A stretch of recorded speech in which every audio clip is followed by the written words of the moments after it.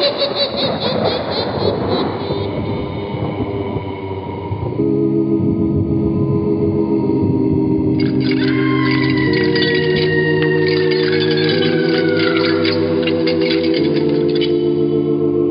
Mysterious Old Radio Listening Society podcast.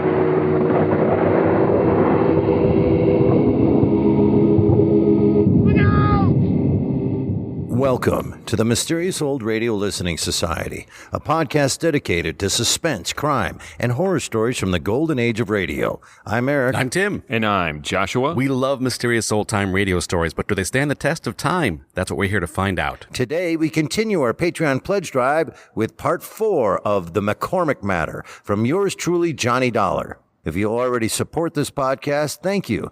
If you don't, we hope to change your mind with a month of bonus episodes, Patreon previews, and special releases like the one you're about to hear.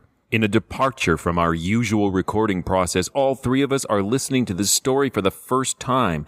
Not only that, we're listening to it together and recording our thoughts immediately after hearing each episode. In this way, you'll get our real-time reaction to the story's cliffhangers, plot twists, and final resolution. We're also releasing episodes daily, allowing you to enjoy the story in its original, serialized format. So now let's listen to part 4 of the McCormick matter from yours truly, Johnny Dollar, first aired October 6th, 1955. It's late at night, and a chill has set in. You're alone, and the only light you see is coming from an antique radio. Listen to the sounds coming from the speaker. Listen to the music, and listen to the voices. From Hollywood, it's time now for Bob Bailey as Johnny Dollar. Frank Porter at Allied Casualty. How's it going, kid? I don't know. You ever find Joe Penny? The Harbor Patrol found him floating around the harbor. He'd been shot and his feet were burnt. What? Gee whiz, torture. Well, what can I do to help? Find a girl who was once married to him? Joe Penny had a wife? Yeah, she wears a mink stole these days and carries a gun. She's tied up with it somewhere. Her name's Iris Carter. Iris Carter. You've met her? Just long enough to get slugged with her gun. Well, wait a minute. I'd like to get it all straight. Can I come over? I'll be here.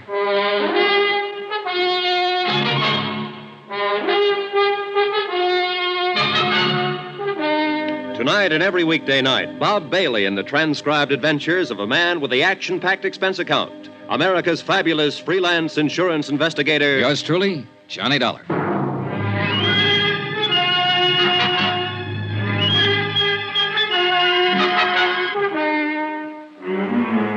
Expense account submitted by Special Investigator Johnny Dollar to the Allied Casualty and Insurance Company Limited, Markham Building, Hartford, Connecticut. The following is an accounting of expenditures during my investigation of the McCormick matter. Expense account, item 9, $14 even, secretarial services. I dictated a detailed report of the $100,000 McCormick case. I did it for 2 reasons.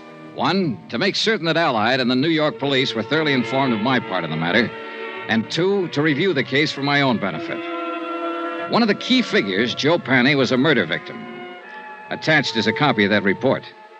I tried to cover as closely as possible my conversation with Mike Cairn at Sing Sing when he tipped me off that Joe Penny had something to do with the McCormick burglary of 5 years ago. Also, one conversation with Joe Penny, his subsequent disappearance, and murder. I had a copy for Frank Porter when he showed up at my room. He read it from top to bottom. Gee whiz, Johnny, if this isn't something. You come here for Joe Penny. It looks like he did the McCormick job. Now he's dead. You're stopped. What can you do? Find his wife, maybe? You're doing this at your own expense, aren't you? Oh, I think your company will pay for it in time. You have to recover the stuff. I know. You think you will? I think so, yeah. Well, your key man's dead. You'll have to start all over again. Maybe not. I don't really know whether Joe Penny was my key man or not. I still can't see a small-time auto thief working a big, slick safe burglary. Every indication is that he was the one. I know. I'd like to find that girl, Iris Carter, and talk to her about it. She's connected with it. No, from what you say on the paper, yeah, very much. Oh, gee whiz, I feel like a fifth wheel. I'm not helping you a bit. You know, I handled this case for the company when it first broke. I worked with Lieutenant Martin for 6 months on it, and we didn't turn up a thing. You're on it 3 or 4 days, and you have all kinds of action. Well, I must have stepped in at the right time. Yeah. Johnny, somebody gunned Joe Penny down. No, I know you like to work alone and do things your own way, but be careful if you stay on this. I get worried when somebody starts shooting. Oh, sure. I didn't get that, though. What? If I keep on this, I wouldn't let it go now if my life depended on it. I'm going to find that woman, and I'm going to find the stuff. Sure. Well, gee whiz. Don't let anything happen to you. I won't. I talked some more with Frank Porter about the case. He repeated his offer in the name of Allied Casualty to help if he could. I told him I'd take it up on it if anything came up at all. He left. I was at Central Police Station 10 minutes later. And 5 minutes after that, Lieutenant Dools Martin was calling for the medical examiner's report on Joe Panny's death. A uniformed man brought it in. Martin shoved it across the desk at me. The ME says Joe Panny's been dead about 48 hours or longer. 225 slugs right through the chest, penetrated both lungs, one through the neck. It's very neat shooting at that range. What range? Oh, at least 20 feet, maybe longer. Not many people shoot 25s that well. It's a little gun. A woman's gun. Yeah, that's what I'm thinking. Now, let's talk about that woman you saw around there that night. Now, you say it was Panny's ex. Yeah, Iris Carter. I don't know whether her gun was a 25 or 32. Well, think about it. I have. Now, look, don't get sore with me. It's just that she looks like better than ever for opening this case up. I put her on all points. Sorry I got riled. That's all right. Now, the ME thinks that Panny was killed before he was dumped in the water, possibly ambushed by someone he didn't know or didn't trust. If he's right about the range, that'd fit in. Someone who knew him would do it close up. Yeah. Hey, wait. You said his feet were burnt. Yeah, I got the pictures here to prove it. Yeah, take a look. And these are the glossies. Uh-huh. Now, these are the burns here, Dollar. Right here. Here and here. Yeah. Then he wasn't ambushed exactly. Look, I don't know what he was. But this is the crazy part. He was already dead when this happened. No rope marks on his legs or wrists. You don't sit still for burning, no matter how tough you are. It's fascinating, huh? Someone shot him down, then tried to make it look like he was tortured for information first. Cover up. He's supposed to look like he knew something or had something. And maybe he didn't know or have anything at all. Oh, how do you feel? Lousy. If the burning was cover up, then maybe the big search of his room was cover up, too, to throw us off. To throw you off. Not me. I wasn't in on it then. Yeah. Well, one thing that's genuine. What's that? The corpse.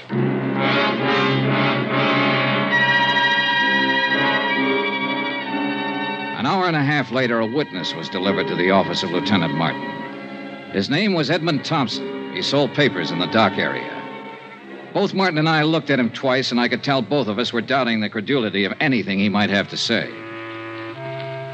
Hi. Hi. My name's Martin. This is Mr. Dollar. Yes, sir. Glad to know you both. Would you mind telling us everything you saw the other night? Tuesday night. Yeah, it was Tuesday. Sure, why not? I saw this guy dumped in the water. We understand that. Can you tell us the circumstances? It's against the will of God. Yes, it certainly is. Against the laws of nature, too. What did you see, Mr. Thompson? I prayed for them both. You tried, Dollar? When did you pray? Right after I saw it. Yes, sir. On the street, huh? No. I was on the vacant lot. I was cutting across towards the dock. Oh. Then I see this car pull up. Long black car. A lot of chrome on it. This fella jumps out and goes around at the back. He opens the trunk, and he pulls this other fella out. Hoists him up, and he carries him over the dock. Then he just lets him go. Then you prayed. Then I prayed. I was a little too scared to do anything else. This car the man had. Long black one, a lot of chrome. Sedan or coupe? What's the difference? 2 seats or 1 seat? 1 seat. Happen to get the license number? Uh, All right, let that go. How about the man? Can you describe him? He stood there and looked down at the water and started himself a cigarette. Well, what kind of a face did he have? Dark, light, a mustache, what? A devil's face. Oh, swell. Now, what does that mean? The devil? Mr. Thompson, do you understand that we want to apprehend this man, that he's responsible for one man's death, and that he might harm someone else? I'll pray for him. Pray for them all. Well, how was he dressed? Didn't notice? Hat? Don't know. Coat? Don't know. But he had a long black coupe. Do you know the make? Nope. Would you know him if you saw him again? Nope. Look, when you saw him dump a body into the water, why didn't you notify the police? Why should I? It's police business. Let them take care of their business. I'll take care of mine. Any of you fellas got a cigarette on you? I left Lieutenant Martin brooding over his witness, went out for a bite of dinner. When I called him later, he hadn't learned anything more, so I decided to call it a night and went back to my hotel. I found a note waiting for me from Jack Lang, the band leader friend of Iris Carter. Said he'd got a tip. She'd worked at one time at the Elmar Theater in the Bronx. If I learned anything, please let him know. He was still in love with her. Elmar Theater. I decided my night was far from over.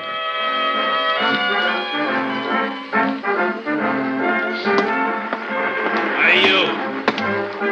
Buy a ticket out front if you want to look at the girl. I only want to see one. Her name's Iris Carter. Does she work here? I just told you, go buy a ticket out front. Just tell me this. Does Iris Carter work here? Is the name familiar to you? Have you ever seen her or heard of her? You give me any more trouble, I'll clouch. I told you, go out front. Can't you answer a simple question? I'm looking for Iris Carter. Iris Carter. Don't have to yell at Mister. He never heard of it. What? Call me a cop, Gloria. This Never mind, guy's Pop. giving me... Never mind. I'll take care of him. Come on, you.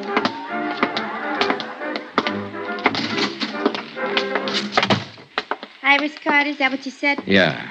I gotta change. I gotta get back on in 5 minutes. Then I'll talk to you later. You haven't got much to say. Stick around. I'll change back at the screen. Okay. I'm Gloria Ward. Who are you? Johnny Dollar.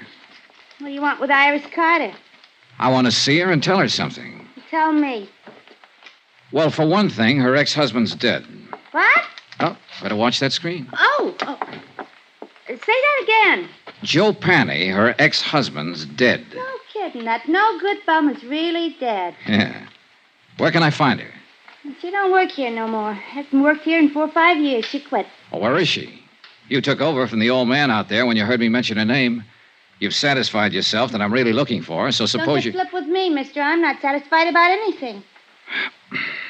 Where is she? She got herself married to a nice guy. Good for her. Is she in town? You sure you just want to see her and tell her Joe's dead? That's about it. I thought maybe she might be able to help me and the police find out who killed him. He was killed? 2 days ago. They found his body today. How do you know about that? Are you a cop? I'm an insurance investigator. And you have to see her? You want it put in writing? Don't get in a huff. What I'm getting at is this. Quick change, huh? Now listen. Iris is good. You know what I mean? And she's married to a nice guy now. Will any of this make her trouble? Not if she hasn't done anything wrong. Well, I can tell you she hasn't. If it does make trouble, it'd be a shame. She's set up nice, and I like to see a girl set well, don't you? Certainly. I haven't seen her almost since she left here, but... Well, you look like a right kind of guy. I believe you. Thanks, Gloria. She lives out in Long Island now. Her name's McCormick. Iris McCormick. By the time I said goodbye to Gloria and walked out the stage door and got out into the alley, I thought I had most of it figured. The ex-wife of an ex-con married a wealthy Long Islander named McCormick. When the honeymoon was over, the safe was robbed. Walking out that alley, I was wondering whether to phone the police or Allied Casualty first.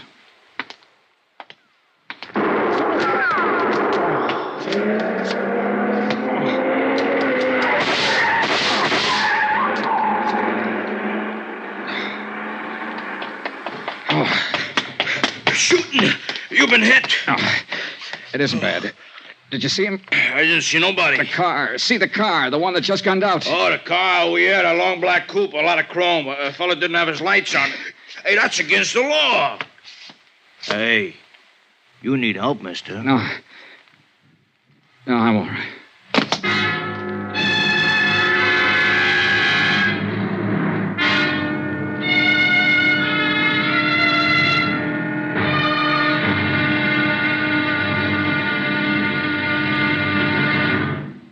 Now, here's our star, Bob Bailey, to tell you about tomorrow's episode. Thanks. Tomorrow, the end of the trail of a .38 caliber slug. Join us, won't you? Yours truly, Johnny Dollar. That was part 4 of the McCormick Matter from yours truly, Johnny Dollar, here on the Mysterious Old Radio Listening Society podcast. And I'm Eric. I'm Tim. And I'm Joshua. Part 4, 2 things have been proven correct. 1, Joshua was right. You nailed it. So good for you. But better than that, I was right. That is Godzilla music. Tim, back me up. Yes. Now, just to be clear to our listeners, what portion of the music are you referring to? Not the theme song. Not the wah, wah, wah, wah. Not that part. No, it's the like Godzilla. it's the part that's that part underneath it. I'm coming up out of the ocean. Godzilla. It's exactly right. It's like he's rising out of the ocean music. 30 stories, huh? So, goody for you. You figured it out. She was actually, because you mentioned, we haven't seen her yet, and he's never seen Mrs. McCormick. So, yep, there it was. It should have been more obvious. We still don't know a lot, and he could be wrong on his theory. Track, though, of if it was a partnership between her and her ex, that the reason these jewels have never shown up is because he got put in prison for 5 years. And the plan was, I'll get out, and then we can fence these jewels. Mm-hmm. Thus, his whistling and happy demeanor while on the inside. And all you have to do is stay married to this guy for 5 years. Right. You know, which... But who is the guy in the long black coupe? Who was driving illegally with his lights off while shooting a man. Hey, that ain't legal. It's a great line. It is. I believe it is the Green Hornet. No, I do think that it is. I think we were right, and I will find out. The wife's involved. Mr. McCormick's involved. The other insurance agent's involved. The cons. Yeah. Everybody's involved, and they're killing each other off. They're all involved. Well, we did get a slight threat from the other insurance guy, Frank, when he says, "Oh, be careful there." I know. Yeah, he's too goody good. two shoes. Yeah, right? he's too. Gosh, golly, well, he has the great line, "Gee whiz, torture." Yeah. Well, don't let anything bad happen to you. Gosh, I hope nothing bad. Yeah, there's too much to ignore on that character. Well, yeah, it doesn't imply either this guy is hiding something or he's a terrible insurance investigator. Right. Could be both. Yes. Right. Also, that was, again, a very dragnetty witness. The hobo. Hobo. I prayed for him. Yeah, that was a great scene. Yeah. I didn't see nothing. Yeah, and I love, Tim and I both laughed when he said, all right, I give up $1, you try talking to him. Yeah, I thought that was a phenomenal scene and truthful. Like, I'm a little out of it, and I'm not quite all there, and I sell newspapers in the dark place, or whatever they called that part of the city. He called it the dark something. I didn't catch what it was. Maybe this is Night Gallery. Yes, it was Night Gallery. Well, he says it, it was against the laws of nature, and then they're saying, oh, his feet were burned after he was dead, and then I'm like, oh, it's the Wendigo. Right. My feet, my burning feet of fire. Oh. That's my deep Algernon Blackwood cut for those 6 people listening. I forgot about the Wendigo fire burning. Well, now at least we've got some supernatural entity for Godzilla to fight. So right. The odds are evening out a little bit here. So, yeah, I'm going to be shocked if it isn't everybody's involved. So do we think the burned feet was to make it look as if he were tortured? Well, the argument was that it was specifically at the time, no one was looking into it except Dollar. So it was specifically this was to make Dollar think that he knew something. Right. So this could be that whole track of... if we kill this guy, Dollar will stop this investigation because he's his only lead. He's his only lead, or he thinks he's the only one behind all this. But my point of bringing that up is that suggests that Johnny Dollar's theory that they were in on this robbery together, JoJo and Iris, right, might not be correct. Or Right, there's that a JoJo third literally partner. did have nothing to do with it. Different McCormick guy.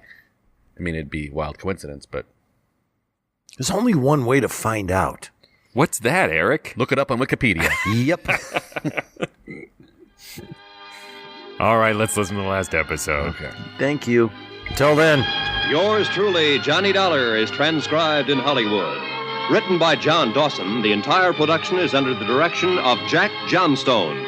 Be sure to join us tomorrow night, same time and station, for the next exciting episode of Yours truly, Johnny Dollar.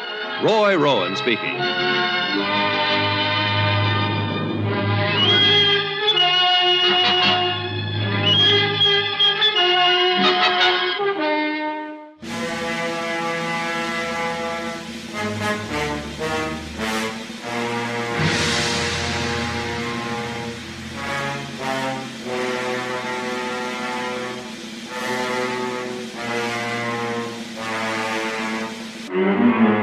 Expense account submitted by Special Investigator Johnny Dollar.